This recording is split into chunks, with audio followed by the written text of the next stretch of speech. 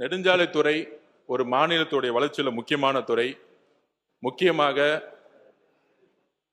ஒரு பொருளாதாரம் முன்னேறணும்னா இண்டஸ்ட்ரி ஆகட்டும், இல்லை விவசாயத்துடைய உற்பத்திக்காகட்டும், ரியல் எஸ்டேட்டோடைய வளர்ச்சி ஆகட்டும், நெடுஞ்சாலைத்துறை தான் ஒரு முக்கியமான துறை. அதற்கான அறிவிப்பை நான் இங்க கொடுக்கிறேன்.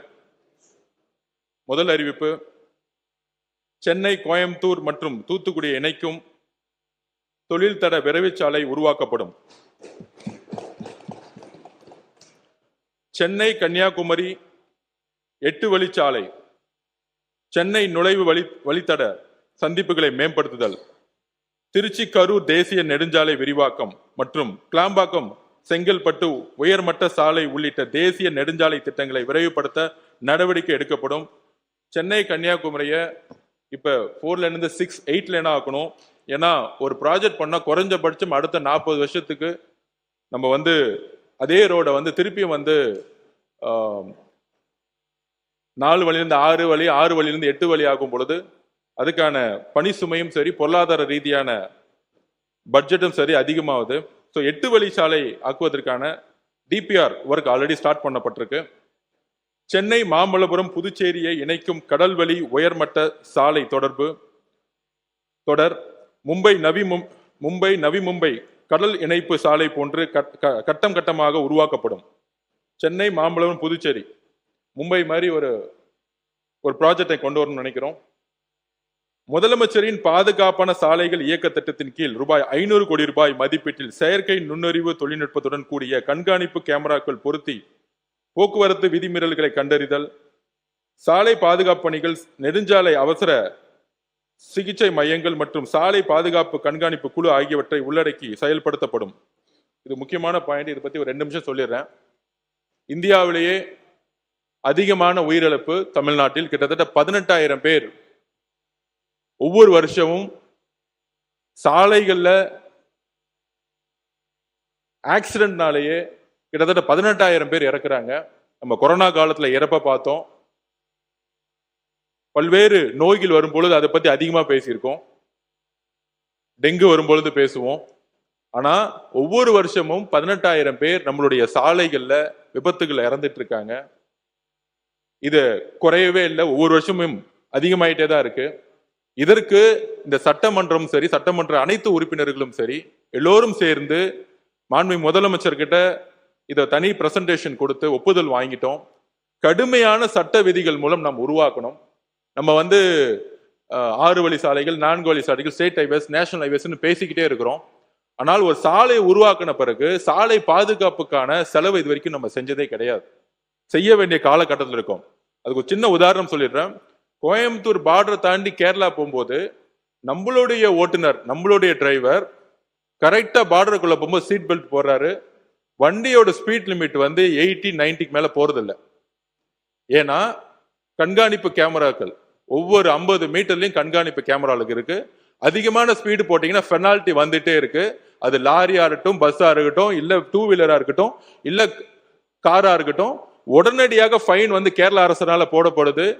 ஸோ ரோட்ல காரோ பஸ்ஸோ லாரியோ போகும்போது டிரைவருக்கான விழிப்புணர்ச்சியை கடுமையான சட்டங்கள் மூலமா கொடுத்துருக்காங்க. ஆனா நம்மளுடைய ரோட்ல அதிகபட்சமா 180 கிலோமீட்டர், 160, 140, 120 நம்ம ஸ்பீட் போயிட்டு இருக்கோம். நம்மளே இங்க நிறைய பேர் போயிருப்போம். ஹைவேஸ்ல, நேஷனல் ஹைவேஸ்ல 100 கிலோமீட்டருக்கு மேல ஸ்பீடு போகக்கூடாது. ஸ்டேட் ஹைவேஸ்ல 80 கிலோமீட்டருக்கு மேல ஸ்பீட்ல போகக்கூடாது. இதுதான் சட்டம். இந்த சட்டத்தை மாண்புமிகு முதலமைச்சர் கடுமையாக அமல்படுத்த சொல்லியிருக்கிறார். இன்றையிலிருந்து 6 மாசம் டைம் கொடுக்க சொல்லியிருக்கார் மாண்புமிகு முதலமைச்சர்.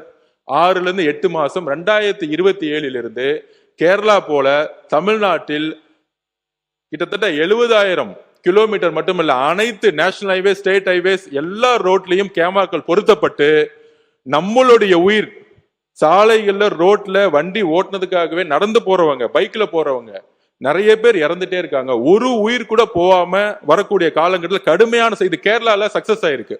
5%, 7% டிக்ரீஸ் ஆயிருக்கு. இறப்புகள் டிக்ரீஸ் ஆயிருக்கு. நம்மளுடைய எடுத்த லேட்டஸ்ட் சர்வே இதுதான். கடைசி 90 நாட்கள்ல நாங்க அனலைஸ் பண்ணிட்டு இருந்தோம் இந்த டிபார்ட்மெண்ட்ல. ஸோ முதல் வேலையா சாலைகளை புதுசா உருவாக்குறது ஒரு புறம் இருந்தாலும் 70,000 கிலோமீட்டருக்கு மேல இருக்கக்கூடிய இந்த சாலைகள்ல நம்மெல்லாம் முக்கியமா அரசியல் இருக்கக்கூடியவங்க எல்லாரும், நம்ம மட்டும் இல்ல, சாலைகளை தான் பெரும்பங்கு. ஒரு நாளைக்கு கிட்டத்தட்ட 7 மணி நேரம் 8 மணி நேரம் நம்ம ரோட்ல நம்மளும் போயிட்டு இருக்கோம். அப்ப ஒரு பக்கம் லிக்கர்னால டிரைவிங் ஒண்ணு, இன்னொரு பக்கம் ஹை ஸ்பீட், இன்னொரு பக்கம் சாலை விதிகளை மதிக்காம இருக்கிறது. அப்ப இதை கண்காணிக்கணும்னா தமிழ்நாடு முழுவதும் அனைத்து சாலைகளும் கேமராக்கள் ஏஐ மூலம் பொருத்தப்பட வேண்டும். அதை கடுமையான சட்டங்கள் மூலம் பெனால்டி போட்டு வசூலிச்சாதான் ஒவ்வொரு வாகன ஓட்டுநர்களுடைய ஓனர்ஸ் கரெக்டான ஒரு அவேர்னஸ் கொண்டு வர முடியும். இதை அடுத்த 2027 கடுமையான சட்டங்கள் மூலம் நம்ம அமல்படுத்த போறோம்ங்கிறத நாங்கள் இங்க பதிவு பண்ணிக்கிறோம். அடுத்து வெற்றி சட்டமன்ற உறுப்பினர் சாலை மேம்பாட்டு திட்டம். நாளையும் வெள்ளிக்கிழமை வரைக்கும் இங்க இருக்கக்கூடிய சட்டமன்ற உறுப்பினர்கள் இங்க இருக்கக்கூடிய 2வது தளத்துல உங்களுடைய கோரிக்கைகள் எல்லாத்தையுமே நீங்க எங்ககிட்ட கொடுத்துருக்கீங்க. ஆனா அடுத்த 3 நாளைக்கு மதியானம் 2 மணிலிருந்து ஈவினிங் 6 மணி வரைக்கும் துறை சார்ந்த செக்ரட்டரிஸ், இன்ஜினியர்ஸ், சிஇஸ் எல்லாருமே அந்த ரூம்ல இருப்பாங்க. 234 சட்டமன்றங்களையும் ஒரே மாதிரி எங்களுடைய தலைவர் பார்க்க சொல்லியிருக்காரு. அதுல நிறைய பேர் அவுட்டர் ரிங் ரோடு கேட்டிருக்காங்க. சட்டமன்ற உறுப்பினர்களுக்கு தெரியும் எந்த சாலை வேணும் எந்த சாலை வேணாம் அப்படின்னு. சி அவர்களிட்ட உத்தரவிட்டு இருக்காரு, சட்டமன்ற உறுப்பினரோட கோரிக்கை கேட்டு ப்ராஜெக்டை கொண்டு வாங்க அப்படின்னு.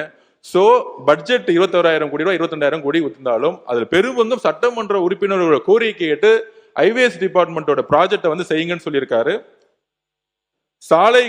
சாலைகளை சீரான முறையில் பள்ளங்கள் இல்லாமல் பராமரிக்க செயல்திறன் அடிப்படையிலான சாலை பராமரிப்பு, தொழில்நுட்ப கண்காணிப்பு மற்றும் நம்ம சாலை செயலி மேம்பாட்டை உள்ளடக்கிய சீரான சாலை திட்டம் 250 கோடி ரூபாய் மதிப்பில் செயல்படுத்தப்படும்.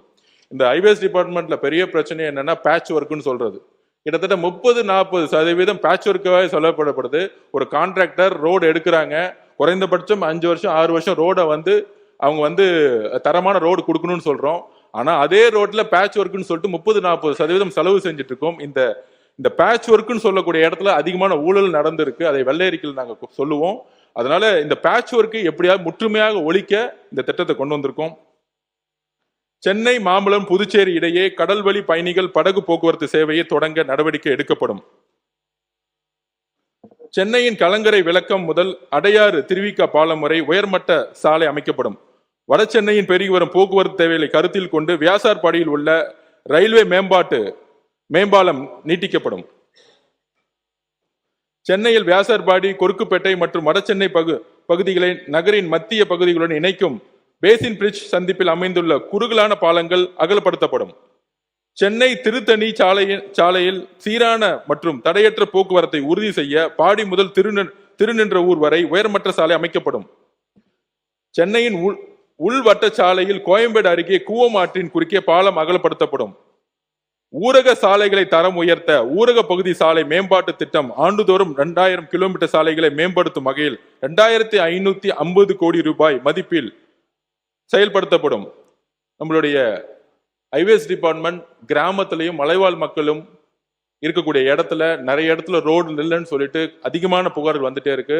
ஊரக அமைச்சருடன் ஆல்ரெடி கலந்தோசனை பண்ணிட்டு எவ்வளவு தூரத்துக்கு ரோடை ஹேண்ட் ஓவர் பண்றாங்களோ கிட்டத்தட்ட இப்போதைக்கு 2000 கிலோமீட்டர் கிராமத்திலையும் மலைவாழ் மக்கள் இருக்கக்கூடிய இடத்துலையும் இந்த திட்டத்தை அமல்படுத்துறதுக்கு இதுக்கான பட்ஜெட் ஒதுக்கி இருக்கோம்.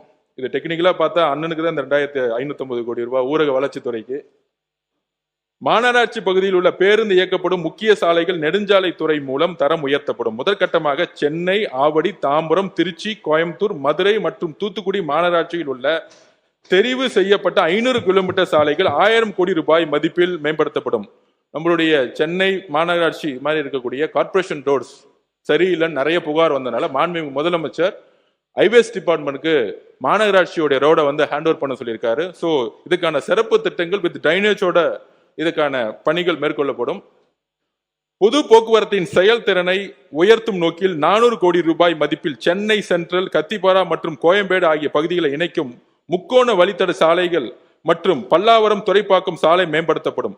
மேலும் சர்தார் பட்டேல் சாலையில் அண்ணா பல்கலைக்கழகம் மற்றும் மத்திய கைலாஷ் சந்திப்புகள் 32 கோடி ரூபாய் மதிப்பில் நகரும் படிக்கட்டுகள் மற்றும் மின்தூக்கிகளுடன் கூடிய பாதசாரிகள் நடை மேம்பாலங்கள் அமைக்கப்படும். 16 நெடுஞ்சாலை ஆராய்ச்சி நிலையத்தின் கீழ் சாலை தொழில்நுட்பம் மற்றும் சாலை பாதுகாப்பிற்கான சிறப்பு மேன்மை மையம் நிறுவப்படும்.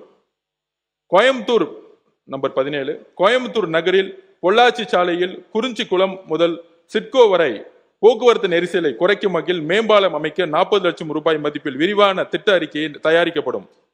நம்பர் 18 புதுமையான கட்டுமான பொருட்கள், மறுசுழற்சி தொழில்நுட்பங்கள் மற்றும் சூரிய மின்சக்தி பயன்பாட்டை ஊக்குவிக்கும் நிலைத்தன்மை மிக்க சாலை தொழில்நுட்பங்கள் அறிமுகப்படுத்தப்படும்.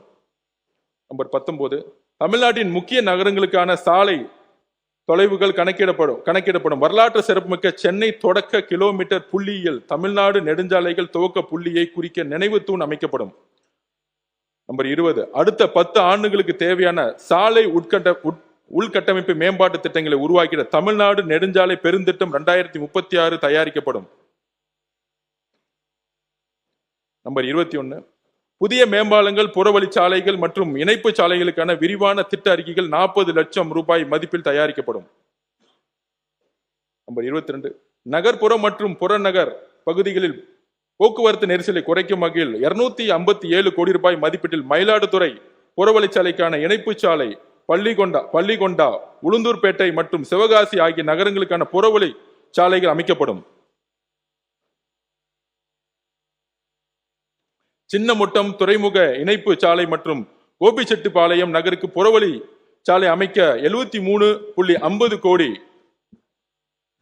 ரூபாய் மதிப்பில் நிலம் கையகப்படுத்தும் பணிகள் மேற்கொள்ளப்படும். நெடுஞ்சாலை துறையின் திட்டங்களை விரைந்து செயல்படுத்தவும், நில எடுப்பு பணிகளை ஒருங்கிணைந்து கண்காணிக்கவும் முதன்மை இயக்குனர் நெடுஞ்சாலை துறை அலுவலகத்தில் திட்டம் மற்றும் ஒரு நில எடுப்பு கண்காணிப்பு பிரிவு உருவாக்கப்படும். நம்பர் 25 நெடுஞ்சாலைத்துறையின் அனைத்து சாலை மற்றும் பாலங்களின் வடிவமைப்பின் முக்கிய காரணியான வாகன போக்குவரத்தை கணக்கிட செயற்கை நுண்ணறிவுடன் கூடிய மென்பொருள் சார்ந்த புதிய தொழில்நுட்ப முறை நடப்பாண்டில் இருந்து செயல்படுத்தப்படும். நம்பர் 26 ராமேஸ்வரம் அக்னி தீர்த்தத்தில் இருந்து பாம்பன் கால்வாய் வழியாக மண்டபம் வரை உள்நாட்டு பயணிகள் படகு போக்குவரத்து சேவை தொடங்கப்படும். நம்பர் 27 கடைசி இந்தியா இலங்கை இடையான கடல்சார் இணைப்பு, வர்த்தகம், சுற்றுலா மற்றும் வரலாற்று பண்பாட்டு உறவுகளை மேலும் வலுப்படுத்தும் வகையில் நாகப்பட்டினம் மற்றும் காங்கேசன் துறை இடையே படகு போக்குவரத்து சேவைகள் விரிவுபடுத்தப்படும். நெடுஞ்சாலைத்துறையின் அறிவிப்புகளை பேரவைத் தலைவர்களை உங்கள் முன்பு சமர்ப்பிக்கிறேன். பொதுப்பணித்துறை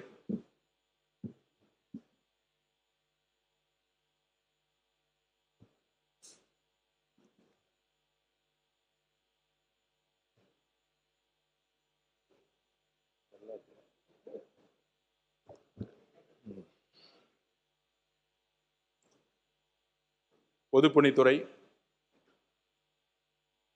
168 வருட பாரம்பரியமான துறை.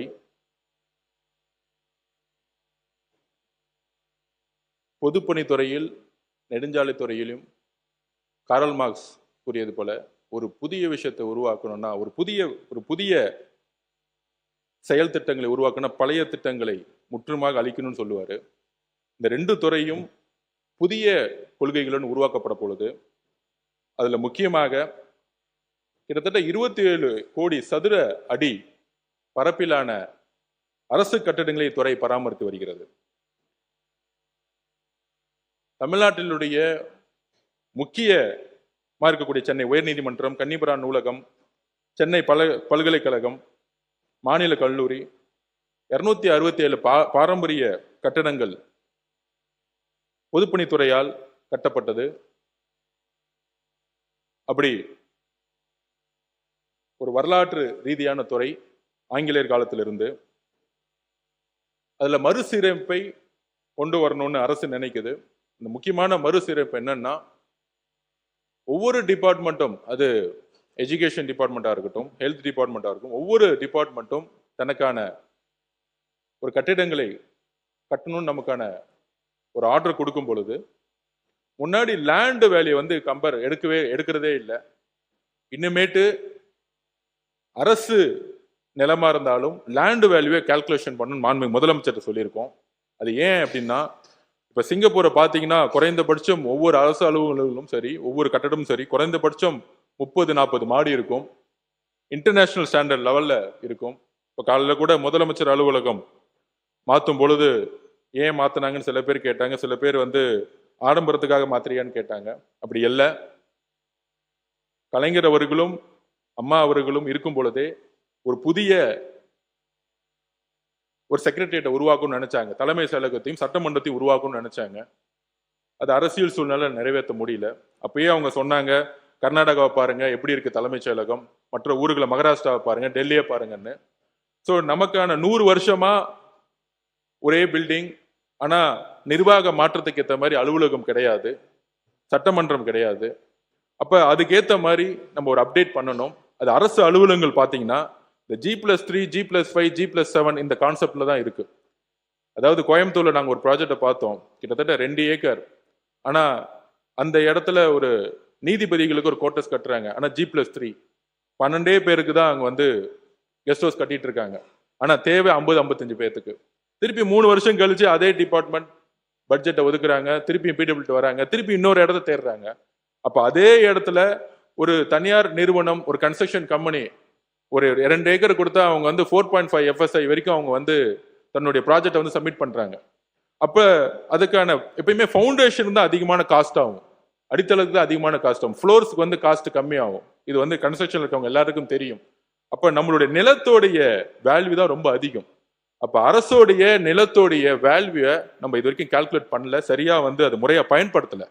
ஸோ இன்னுமேட்டு முதலமைச்சர் சொல்லிட்டோம், அரசோடைய ஒவ்வொரு ஸ்கொயர் ஃபீட்டும் நிலம்ங்கிறது நம்ம வந்து அதுக்கான வேல்யூவை நம்ம வந்து கரெக்டாக கால்குலேட் பண்ணணும்.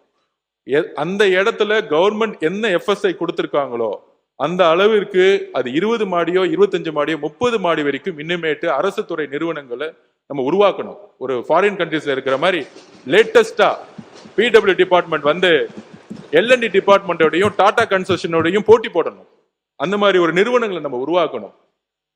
அப்படி அந்த ஒரு விஷனோட தான் PWD டிபார்ட்மெண்ட்டை நம்ம மாற்றணும்னு நினைக்கிறோம். 175 வருஷத்துக்குள்ள இந்த டிபார்ட்மெண்ட்டை ஒரு சிங்கப்பூர்ல இருக்கிற மாதிரி ஒரு கவர்மெண்ட் பில்டிங்கிறது ஒரு சிங்கப்பூர்ல எப்படி இருக்கோ, ஒரு இன்ஃபோசிஸ் பில்டிங் எப்படி இருக்கு, ஒரு டாடா ஒரு சாஃப்ட்வேர் இண்டஸ்ட்ரி போங்க, நம்ம இங்க இருக்கக்கூடிய OMR போங்க, ஒரு இன்ஃபோசிஸ் ஆஃபீஸ், ஒரு டாடா ஆஃபீஸ் எப்படி இருக்கு, அந்த மாதிரி தலைமைச் செயலகம்லாம் உருவாக்கப்படணும். அப்ப அந்த அப்டேட்டுக்கு தான் இந்த PWD டிபார்ட்மெண்ட் மாத்திருக்கோம். அப்ப இனிமேட்டு இந்த G+3, G+5 கான்செப்டை முற்றிலுமாக ஒழிக்கப்படணும்னு நாங்கள் முதலமைச்சர்கிட்ட சொல்லியிருக்கிறோம். நம்பர் 1. நம்பர் 2, அதுக்கப்புறம் முக்கியமான இன்னொரு பிரச்சனை, கிட்டத்தட்ட 6279 உயர்நிலை மற்றும் மேல்நிலை பள்ளிகள், 177 கலை கல்லூரிகள், 11 பொறியியல் கல்லூரிகள், 55 தொழில்நுட்ப கல்லூரிகள், 98 தொழில் பயிற்சி நிறுவனங்கள், மொத்தம் 6620 கல்வி நிறுவனங்கள். மருத்துவத்துறை பார்த்தீங்கன்னா 36 மருத்துவக் கல்லூரிகள், 3 பல் மருத்துவக் கல்லூரிகள், இந்த மாதிரி கிட்டத்தட்ட 199 தாலுகா மருத்துவமனைகள், அந்த மாதிரி மொத்தம் 467 மருத்துவ நிறுவனங்கள் மற்றும் 10,547 ஆரம்ப சுகாதார நிலையங்கள் மற்றும் துணை சுகாதார நிலையங்கள், கோர்ட்ஸ், ஸ்மால் கோர்ட்ஸ், இது மாதிரி நிறைய நான் இந்த லிஸ்ட்டை நான் கொடுத்துட்றேன். இதற்கான 38 மாவட்ட ஆட்சி அலுவலர்கள், 13,772 வருவாய் ஆய்வாளர்கள் மற்றும் கிராம நிர்வாக அலுவலகங்கள், 14,283 வருவாய் மற்றும் வணிக வரித்துறை அலுவலகங்கள், 1,343 சமூக நீதி விடுதிகள், 887 நீதிமன்ற கட்டிடங்கள், 852 நீதிமன்ற குடியிருப்பு கட்டிடங்கள், சட்டமன்றம் மற்றும் தலைமைச் செயலகம், சட்டமன்ற உறுப்பினர் குடியிருப்பு, இது மாதிரி தமிழ்நாட்டில் இருக்கக்கூடிய அனைத்து கட்டிடங்களும் பொதுப்பணித்துறையால் நிர்வகிக்கப்படுகிறது. ஆனால் முதலமைச்சருடைய கவனத்திற்கு கொண்டு போனோம். இந்த 60-70 நாள்ல துறையுடைய செக்ரட்டரிஸ், துறையுடைய எல்லாரும் கூடயும் சேரும் பொழுது இந்த ஒட்டுமொத்த டேட்டான்னு சொல்லக்கூடிய அளவுகள் சென்ட்ரலைஸ் பண்ணப்படலை. குறிப்பாக பள்ளி கல்வித்துறை அமைச்சருக்கான பிரச்சனை என்னன்னா, பொதுப்பணித்துறை மெயின்டைன் பண்றாங்க, ஆனா சர்வே எடுத்து எத்தனை ஸ்கூல்ல எல்லா பில்டிங்கும் தரமா இருக்கா, எத்தனை ஸ்கூல்ல பாத்ரூம் இல்லை, பெண்கள் ஸ்கூல்ல வந்து எங்கெங்க டாய்லெட் இல்லை, இந்த டேட்டாவை வந்து எடுக்க சொன்னா அது பொதுப்பணித்துறை அலுவலகத்தில் இல்லை. ஸோ இந்த 60 நாள்ல இத்தனை 1000 மேற்பட்ட நான் படிச்ச மாதிரி எல்லாத்தையும் ஒரு டேஷ்போர்டில் கொண்டு வர சொல்லியிருக்கோம். டேஷ்போர்டில் கொண்டு வர சொல்லிட்டு அடுத்த 6 மாசத்துக்கான முக்கிய பணியை பள்ளிகள், பெண்கள் படிக்கக்கூடிய பள்ளிகள் ஆகட்டும், அரசு அலுவலர்கள் ஆகட்டும், எல்லா இடத்துலையும் இன்றைக்கு உண்மையான பிரச்சனை என்பது மக்கள்கிட்ட சொல்லணும். அதுவும் சட்டமன்ற உறுப்பினர்கிட்ட உங்ககிட்ட நாங்க கொடுத்துருவோம். அதை இப்ப ஒரு சட்டமன்ற உறுப்பினர் இடத்துல கிட்டத்தட்ட 10 ஸ்கூல் இருக்குன்னா அந்த ஒவ்வொரு ஸ்கூல்ல வந்து 10 பில்டிங் இருக்குன்னா 7 பில்டிங் நல்லா இருக்கு, 3 பில்டிங் வந்து பயன்படுத்தவே முடியாதுன்னா இந்த அரசு உண்மையுடன் வெளிப்படைத்துடன் அந்த அறிக்கையை வெளியிடும். ஏன்னா மழை காலம் வருது, கவர்மெண்ட் ஸ்கூல்ல ஏதாவது ஒரு பில்டிங் இடிந்துச்சுன்னா எங்களுக்கு அந்த பயம் இப்பயே வருது. இது என்ன பிரச்சனைனா இதுக்கான மெயின்டெனன்ஸ்க்கான பட்ஜெட்டை சரியாக ஒதுக்கப்படவில்லை, ஒதுக்கியதும் சரியாக சேரவில்லை. அப்ப இதை ஒரு போர்க்கால அடிப்படையில் இத்தனாயிரம் buildings, government building, schools, medical college, மாண்புமிகு மருத்துவத்துறை அமைச்சர் அவருடைய பிரச்சனை, ஹாஸ்பிட்டல் சரியில்லை, ஒரு பிரைவேட் ஹாஸ்பிட்டல் நல்லா இருக்கு ஆனா கவர்மெண்ட் ஹாஸ்பிட்டல் அதை சிவில் ஒர்க்கை நிர்வகிக்கிறது பொதுப்பணித்துறை. அப்ப அதுக்கான பட்ஜெட் பாத்தீங்கன்னா 300 கோடி ரூபாய் இங்க இருந்து வருது, 1000 கோடி ரூபாய் இங்க வருது. அதுக்கான பட்ஜெட் பத்தல. இத்தனாயிரம் ஸ்கூல்ஸ், இத்தனாயிரம் மருத்துவமனைகள், government building, court, small courts, எல்லாத்துக்கும் நீதிமன்றங்கள், எல்லாத்துக்கும் சரியான பட்ஜெட் இல்லாதனால பெயர் அளவுக்கு பட்ஜெட்டை ஒதுக்கி அதை ஒரு மெயின்டெனன்ஸ் மட்டுமே செய்யும் பொழுது கிட்டத்தட்ட அதோட அறிக்கை இன்னும் 3 மாசத்துல வந்துடும். எனக்கு கிட்டத்தட்ட 1000 கணக்குல இருக்கு.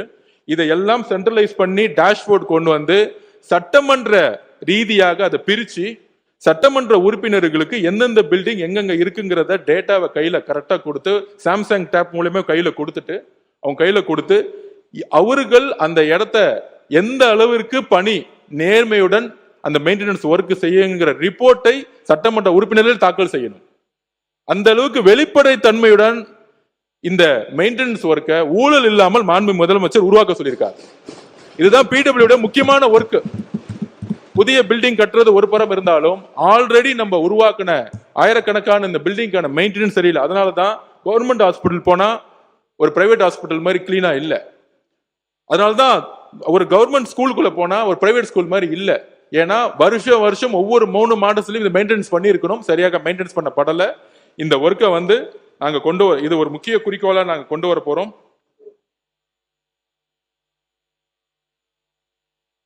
அறிவிப்பு. மாண்புமிகு பேரவைத் தலைவர்களே, பொதுப்பணித்துறையுடைய அறிவிப்பு.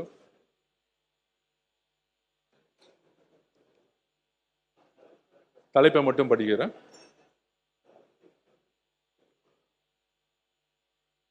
நம்பர் 1,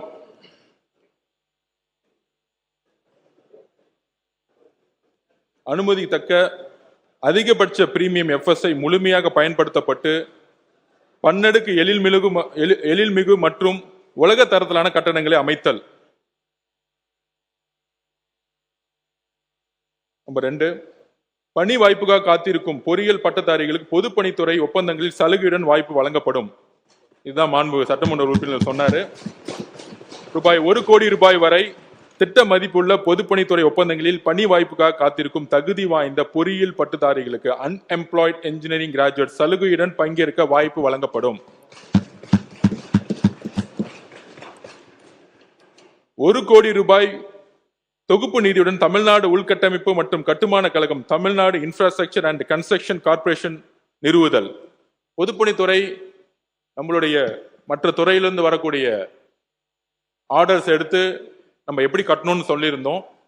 இன்னுமேட்டு பப்ளிக் ஒர்க் டிபார்ட்மெண்ட் 170வது வருஷம் நோக்கி போகும் பொழுது எல்என்டி டாடா இண்டஸ்ட்ரி மாதிரி நாங்கள் இண்டஸ்ட்ரி மினிஸ்டர் கூட பேசியிருக்கோம். தமிழ்நாடு பிடபிள்யூ டிபார்ட்மெண்ட் உருவாக்கக்கூடிய Tamil Nadu infrastructure and construction corporation அப்படிங்கிற ஒரு நிறுவனம், ஆவின் மாதிரி ஒரு நிறுவனத்தை உருவாக்கி பிரைவேட் கம்பெனியுடன் போட்டி போடக்கூடிய ஒரு நிறுவனமாக பிடபிள்யூ டிபார்ட்மெண்ட்டை மாற்ற போறோம். அதாவது மாநிலத்தில் நடைபெறவுள்ள 200 கோடி ரூபாய்க்கு மேற்பட்ட அரசு கட்டட பணிகளை மேற்கொள்ளுதல், பயன்படாத அரசு நிலங்களில் வருவாய் உருவாக்கும் வகையில் கட்டடங்களை உருவாக்கல், தேசிய மற்றும் சர்வதேச அளவில் நடைபெறும் பல்வேறு தனியார் நிறுவனங்களுக்கு தேவையான கட்டடம் கட்டுவதற்கு கோரப்படும் ஒப்பந்தங்களில் பங்கேற்றல். அதாவது இந்த நிறுவனம் Tamil Nadu infrastructure and construction corporation நிறுவனம் ஒரு ஆவி நிறுவனம் மாதிரி ஒரு லாபம் நிறுவனம் மாற்றணும். ஒரு எல்என்டி மாதிரி ஒரு டாடா மாதிரி. இப்ப இண்டஸ்ட்ரி மினிஸ்டர் வந்து கிட்டத்தட்ட ஒரு 30-40 எம்ஓவி போடுறாங்க. ஒரு பெரிய பெரிய நிறுவனங்கள் வரும்போது அவங்களுடைய முதல் தேவை சாலைகள். அந்த சாலைகளுக்கு அப்புறம் ஒரு இண்டஸ்ட்ரியல் பார்க்குக்கான ஒரு ஃபேக்டரிக்கான ஒரு கன்ஸ்ட்ரக்ஷன் கேட்பாங்க. அந்த கன்ஸ்ட்ரக்ஷனை பிடபிள்யூ டிபார்ட்மெண்ட்டுக்கு இண்டஸ்ட்ரி டிபார்ட்மெண்ட் கொடுக்கும் பொழுது அதில் நாங்கள் தரமான ஒரு இன்ஃப்ராஸ்ட்ரக்சரை பிரைவேட் கம்பெனிக்கு உருவாக்குறதுக்கு நாங்கள் ரெடியா இருக்கிறோம். பெரிய பெரிய கார் நிறுவனங்களாகட்டும், பெரிய பெரிய சாப்ட்வேர் நிறுவனங்களா இருக்கட்டும், தமிழ்நாடு கவர்மெண்டே அதற்கான கட்டடங்களை கட்டுவதற்கான இன்ஃப்ராஸ்ட்ரக்சரை உருவாக்கப்பட்டு விட்டது. இந்த துறை ஒரு இன்டர்நேஷனல் ஸ்டாண்டர்ட் லெவல்ல எல்என்டியோட டாட்டாவோட மோதணும் அப்படிங்கிற ஒரு விஷயத்துக்காக இந்த நிறுவனத்தை உருவாக்கி இருக்கோம். நம்பர் 4,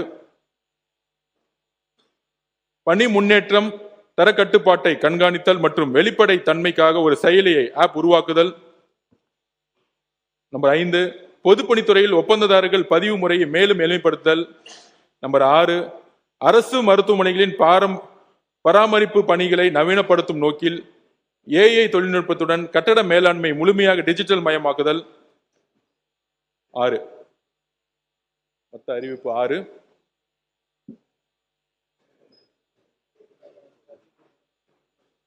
முக்கியமாக நெடுஞ்சாலை பொதுப்பணித்துறையில் வெளிப்படை தன்மையுடன் டெண்டர்கள் உருவாக்கப்படும்.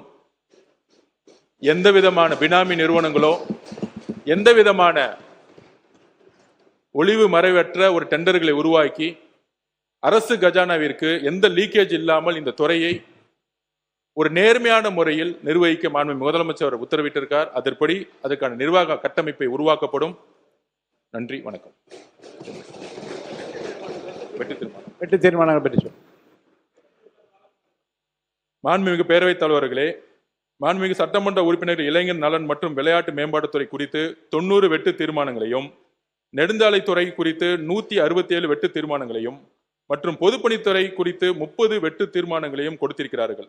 வருங்காலங்களில் அரசினுடைய நிதி நிலைக்கேற்ப அவை நிறைவேற்றப்படும் என்பதை தெரிவித்துக் கொண்டு மாண்புமிகு உறுப்பினர்கள் கொடுத்துள்ள அத்தனை வெட்டு தீர்மானங்களையும் திரும்ப பெற்றுக் கொண்டு மானிய கோரிக்கைகளை நிறைவேற்றி தரும்படி உங்கள் அத்தனை பேரையும் கேட்டுக்கொள்கிறேன். இந்த மானிய கோரிக்கைக்கு உதவிய மாண்புமிகு முதலமைச்சர் அவர்களுக்கும், துறை ரீதியான அனைத்து செயலாளர் அவர்களுக்கும், தலைமைச் செயலர், நிதித்துறை செயலாளர், முதலமைச்சர் அலுவலகத்தில் உள்ள S1, S2, S3, S4 அனைத்து அலுவலர்களுக்கும் என்னுடைய நன்றியை தெரிவித்து, மாண்புமிகு பேரவைத் தலைவர்களே, உங்கள் அனைவருக்கும் நன்றி கூறி எனது உரையை நிறைவு செய்கிறேன். நன்றி, வணக்கம்.